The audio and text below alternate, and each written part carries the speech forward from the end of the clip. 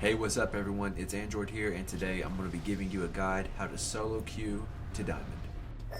The first tip I'm going to give you to making it through Platinum by yourself is develop a very strong mindset, a very positive mindset. A lot of players in Platinum lobbies are stuck there and they're very toxic about it. They're not very nice, they don't say nice things, they don't have a positive attitude, and this is really what's hurting them and keeping them in Platinum, is not being able to see the glass half full and look for positive opportunities. Another skill you're going to need to develop in Apex Legends if you're going to make it through Platinum by yourself is a basic understanding of how to use every single weapon in the game. Okay, so look at this situation right here. We died early in a fight in Energy. My teammates wanted to land in a spot contested by multiple teams, which is never smart. But anyway, we pick up this Havoc. We get scanned by the Bloodhound. The Bloodhound thinks that we're alone. Okay, he's going to hard solo chase me right here. He's going to leave his squad and chase me. And you're going to need to turn offense into defense right here. Take a look at this example. This Bloodhound thinks this guy just res. He's weak. He's by himself. He has no loot.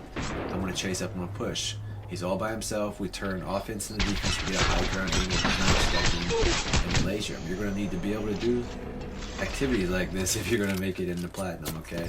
It's very easy to turn someone weak like that. You can see the Bloodhound, he rushed all the way away from the squad. We got high ground on him, and we were able to deliver a clean blow, okay? Now let's take a look at this situation. I get a wingman. I want the alternator, but they took all the light ammo. And we start getting beamed from above. That's one tip I'm going to give you is be mindful of how long you're looting and how long you're in the box. You can see the damage I took there. I was in there maybe a little too long, a little bit of indecision. So right here, the teammates decide to go up the portal. It's going to be very important that when you're solo queuing and you find a teammate of duos that are playing together, is to stick with them and bait them out. Okay, so you very rarely, no matter how good of a player you are, two duos playing together, people who are duo squatting together are going to walk around and follow each other around to a T, okay? Very rarely are they going to just let you be the in-game leader, no matter how good you are. So you're going to want to follow them around and bait them out as much as you can. You're going to see that in this game, our Mad Maggie puts out a lot of damage, but she also is knocked down like 4 or 5 times, okay? It's going to be very important for you to stay around teammates like that to capitalize on the damage they do so you can get some quick eliminations. Yep. Also moving on here. So Valk ult as much as you can in Platinum lobbies. Every time you get a Valkyrie ultimate, you should be using it. You want to look for fights on the edge of the ring, just like this. If you can check our mini-map position, you can see we're on the edge of the ring. You do not want to go into the middle of the ring and take fights. Okay, you do not want to go to the middle of the ring and take fights. That's gonna be a bad news bears for your entire team, because both of the teams are coming around to swarm you. You want to take fights on the edge of the ring, baby. Edge of the ring, okay? That's going to put you in a safe position to get eliminations. As you can see, there's a team in front of us here, south. But then we look here west, there's a team closer to the edge of the ring. And you want to definitely clear the people out closer to the edge of the ring first. And let me tell you why that's important.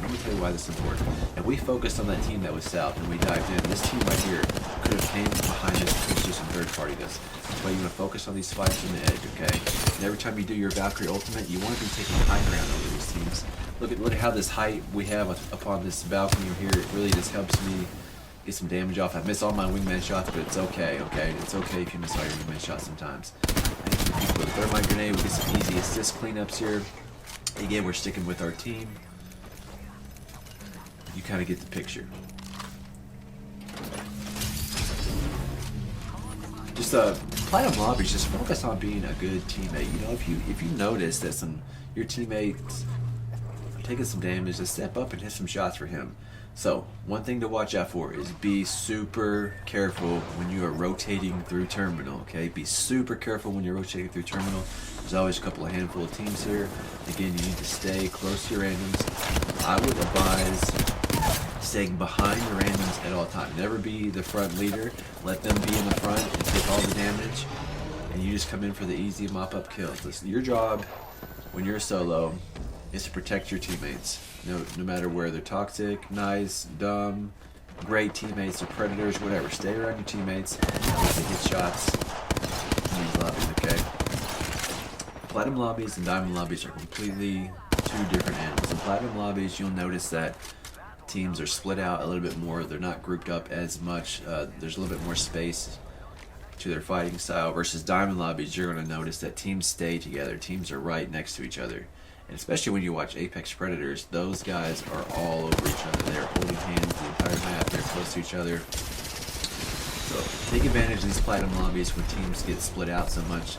You're going to notice a couple players, they're really going to split out and kind of try to solo, do their own thing, you know, get their own kills. And when they do that, yeah, you'll be there. You will be there with your wingman. You're going to knock out these solo players, okay? So take a look at this. Mad Maggie goes down again. Not surprised. I mean, no offense, but she's going to go down quite a bit. So it's important when you have teammates like this to stay around them, stay around the res, don't run off. Protect them so they can get back to full health. And we're just getting easy picks here. Easy picks here, guys. So this situation right here, this is a good example. We didn't get a knock, we didn't get a kill here. But as you can see, my Octane takes some major shots. He needs to heal up. So you need to step up, get some big shots on the enemy. Not necessarily to knock them down or to eliminate them, but just to protect your teammates. Because I stepped up with those hemlock shots, you know, we backed that team off Icarus a little bit. We backed them off and we're able to push up and now take this. But if I didn't step up and hit those shots, you know, my Octane was taking a battery. There's a good chance those guys could have aped him. There's a good chance.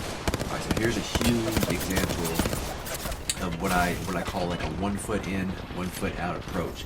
As you can see, my Mad Maggie, she goes down again for the 6th or 7th time. Like, no big deal, no big deal. I'm not gonna hate on Maggie. You're aggressive. But right here, there's no way I'm jumping in front of that Maggie and looking to fight that team, okay? I'm playing it cool. I'm going to stay behind my Octane.